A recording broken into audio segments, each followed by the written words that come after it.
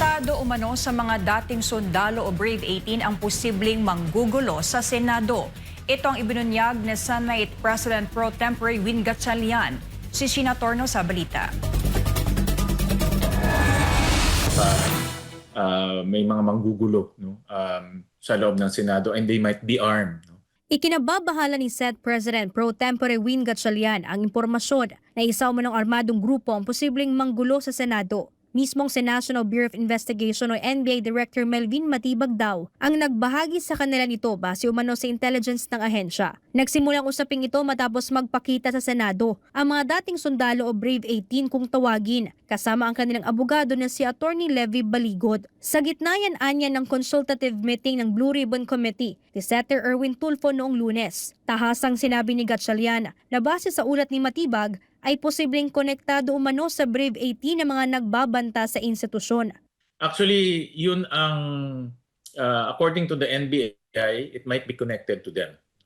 So that's why, out of abundance of caution, we took these steps, no? Yung work from home and heightened security measures, para lang masigurado natin na hindi apektado yung mga empleyado.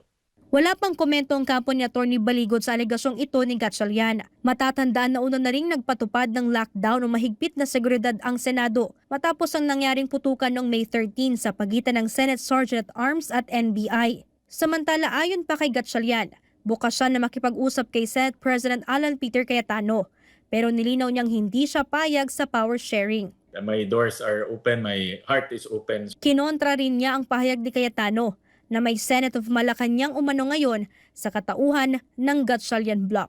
There's only one Senate, no? Yung Senate of the Philippines. At nakita naman natin yung proceedings nung June 3 na nag-elect ng isang Senate President pro tempore at nag-designate ng isang acting Senate President.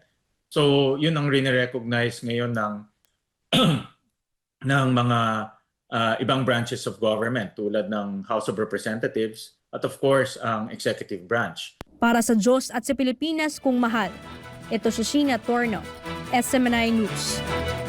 Nagpatupad na ng security measures ang Senado matapos makatanggap ng impormasyon mula sa NBI tungkol sa umano'y banta sa institusyon.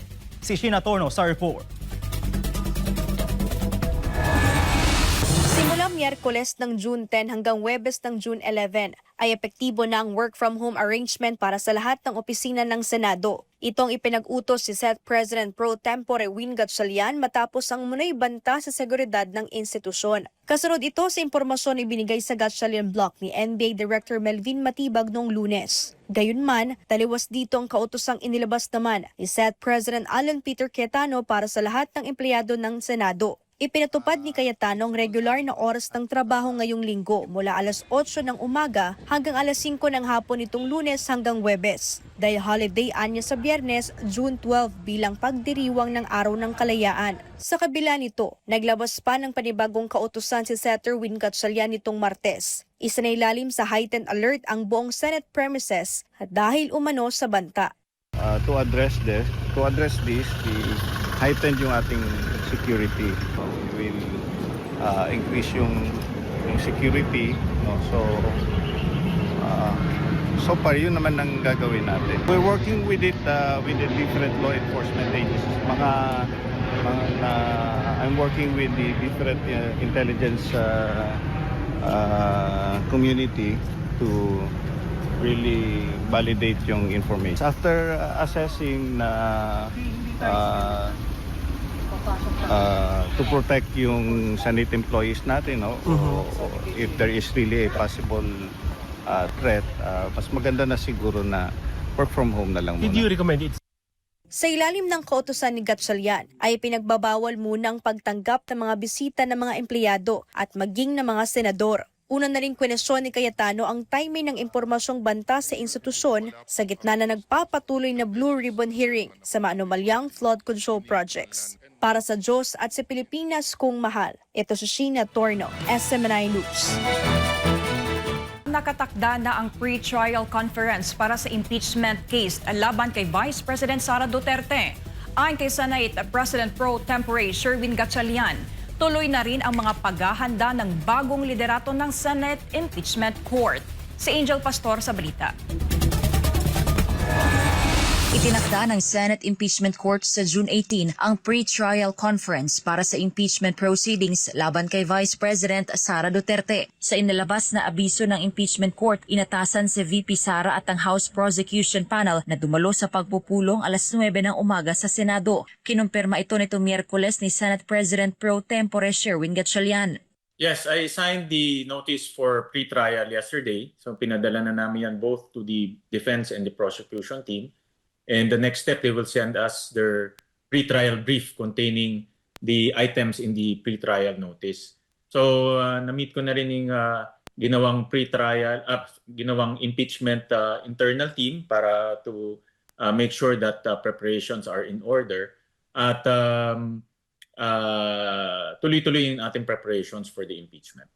Layunin ng pre-trial conference na plansyahin ng mga mahalagang usapin bago ang aktual na paglilitis. Kabilang dito ang stipulation of facts, simplification of issues, marking of evidence, at identification of witnesses. Ayon kay Gatchalian, handa na rin siyang gampanan ang tungkulin bilang presiding officer ng impeachment court kung kinakailangan. Yes, I'm preparing myself as we go along. So ang importante naman dito ay yung calendar ay may sunod. Gayunman, hindi isinasantabi ng Gatchalian block ang posibilidad na ibang senador ang mamuno sa impeachment proceedings. Kasunod ito ng mga ulat na posibleng italaga si Senator Cheese Escudero bilang presiding officer ng impeachment court. Nauna nang iginiit ni Senator Alan Peter Cayetano na siya ang lehitimong Senate President at tatayong presiding officer sa impeachment trial ni VP Sara. Samantala, sa gitna ng mga usapin hinggil sa quorum sa Senado, nilinaw ni Gatchalian na nananatiling 16 votes ang kinakailangan upang makonvict si VP Sara. Kasunod ito ng pangamba ni Senate President Alan Peter Cayetano kung maaari ring maapektuhan ang bilang ng kinakailangang boto sa impeachment proceedings. Kasunod ng naging interpretasyon ng Gatchalian block na sapat na ang 12 senador upang magkaroon ng quorum noong June 3. Ayon kay Gatchalian, ang desisyon sa kasong Avellino versus Cuenco ay tumutukoy lamang sa pagtukoy ng quorum sa Senado. Dalawa ang arguments natin dito. Yung Avellino case, wherein sinabi kung ang senator ay beyond the coercive reach of the Senate, pwedeng ibaba yung denominator sa pagbilang ng quorum. And at the same time, President, no? Hindi lang isa kundi 8 beses ang quorum ay binaba yung denominator at 12 lang yung senators present. No? So, because of these two, pwedeng mag-constitute a quorum. Nang tanungin kung maaari ring gamitin ang naturang ruling sa impeachment proceedings at maging sa charter change, sinabi ni Gatchalian na kailangan pa niya itong pag-aralan. Sir, so does it mean na pwede rin siya mag-apply sa impeachment or sa even sa charter? Ibig sabihin is pwede bang mas mababa sa 16 ang kailangan to convict? I have to study that. No? Dahil ang pinag-uusapan lang naman natin ngayon ay constituting a quorum. Binigyang din ni Gatchalian na malinaw sa Article 11 Section 3 ng 1987 Constitution na kinakailangan ang boto ng 2/3 sa 24 na senador upang makonvict ang isang opisyal na sumasailalim sa impeachment. Para sa Diyos at Pilipinas kong mahal, Angel Pastor, SMNI News.